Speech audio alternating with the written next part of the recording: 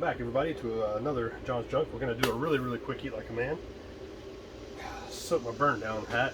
Discovered that if you wet the burn down blue, it turns back to its original color that it lost on Rocky Mountain Race Week because the sun was so intense it just blasted all that dark blue off and turned it a pale blue.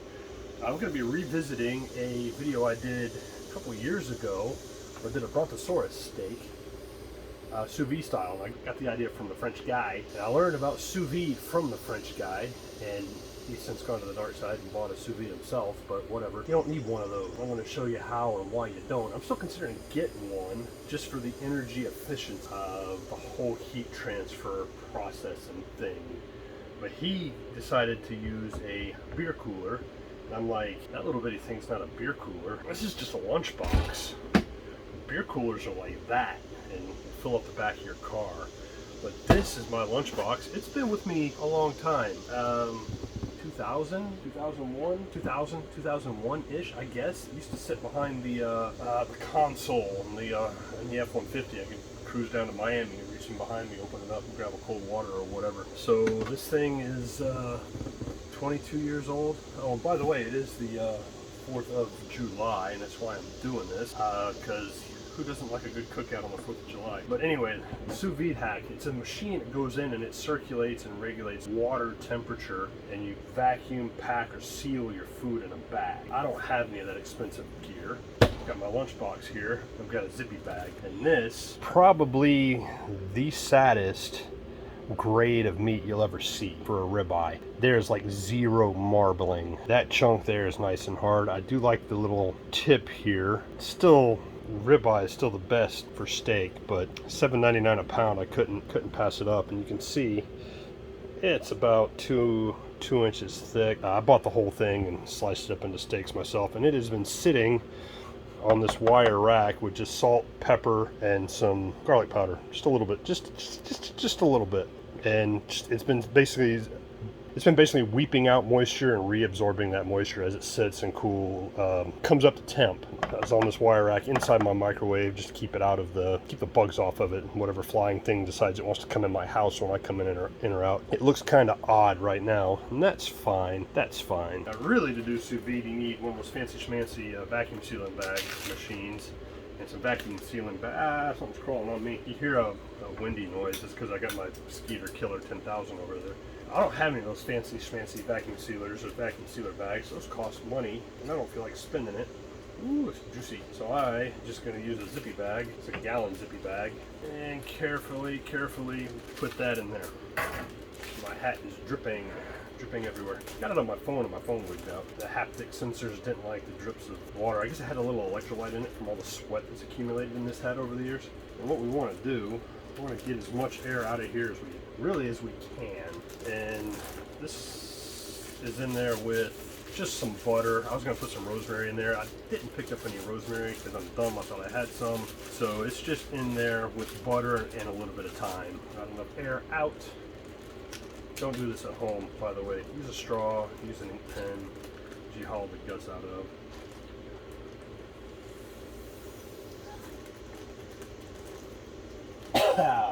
That's good enough. Now in here I've got some water, and this water is full to about right there. Got my handy probe thermometer, 127 degrees. Now here I've got some boiling water, and I'm just going to take my boiling water and my proby thing, and I'm going to target 130-ish degrees. Give this a good swishy around. Now your cooler, depending on your cooler and the ambient air temperature, whether you're inside, outside, upside down, left side, right side, it's going to lose between 2.5 and 5 degrees an hour, give or take. My target cook time is around 2.5, 3 hours. Oh, that's hot! Wow, it splashed on me. So yeah, that's 133 degrees. That'll be fine. We're just going to take this and drop it in there. It's got a little air bubble in it. That'll keep it. I'll show you. You can see this cooler's been beat to death. Still works though. So this is going to sit in there just like that for 2.5 to 3 hours, and that'll bring my done temp to around 115, 120 ish. Around 120 is roughly where I like my steaks to be done. 120, 122 ish. All right, so I'm going to let this set about 3 hours. It's disrespectful hot out here, so maybe 2 hours. You don't want to be opening the lid and looking at this. You just want to leave it alone. Is that a crack? Nah. The old saying goes, if you're looking, you're not cooking. So we're just going to leave this be. Might set it over in the sunlight just to keep it extra hot. But 2.5, 3 hours. I don't know how long I'm going to come back and look at this. When I get good and ready to eat, that's when I'm going to do it. So long, slow cook. Should be ready to eat in about 3 hours, but then we got a special treat. Be right back. Alright, it has been 3 hours-ish. Let's check this temperature. I hadn't messed with it at all. 122 degrees after 3 hours. Starting temp was around 130, 131. So it dropped around 10 degrees over that time period. Your results may vary. So sound like the EPA right now. So I'm gonna pull this guy out. Get out of here. So this guy is gonna go. Ooh, that's still hot. I just did a test fire earlier to make sure all my junk still worked because it's been a while. Alright, I got him sorted. I'm going to get this guy out of here and I'm going to put him on there. This just give him a place to hang out. Threatening to storm. Schwarzkopf pretty rough earlier. It's threatening to do the same, and I like a good storm. It's also the 4th of July. I also don't want it to mess up other people's. Ooh, there's one. I don't want it to mess up other people's good time. You know what I'm saying? So let's take a look at this guy. Now that looks pretty sad and miserable, even though he's done. And by done, I mean done.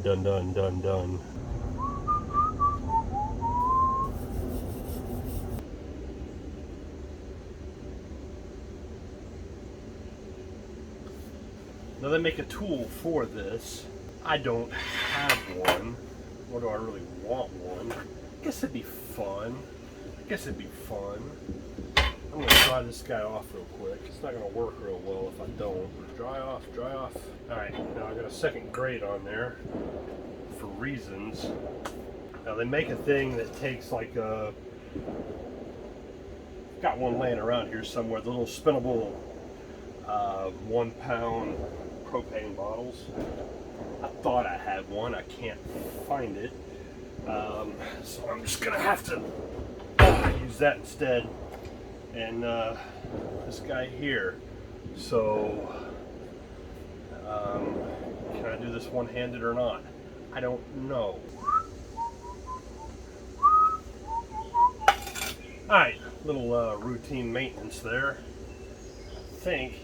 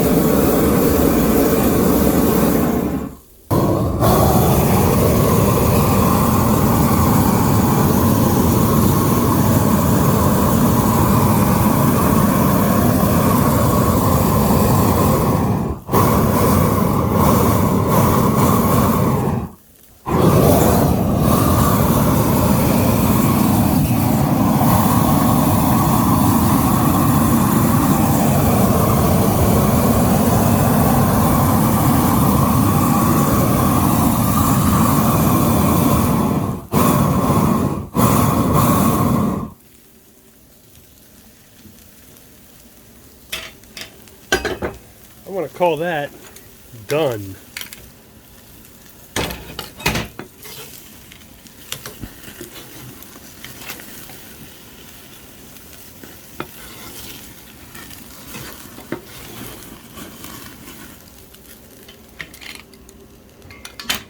let that rest for a couple minutes.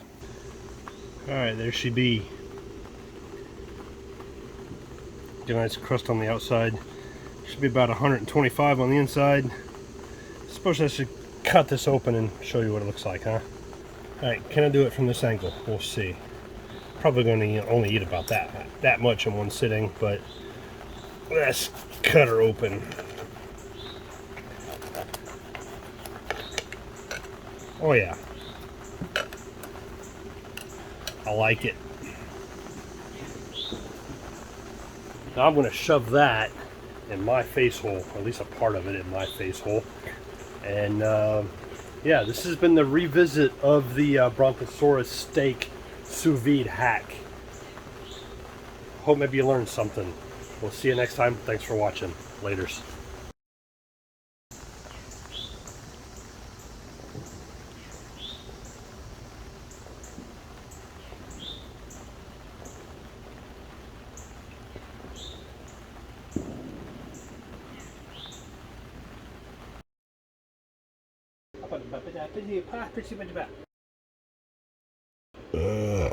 Ooh, excuse me. Oof. I don't know what I ate, but that tasted like unwashed foot.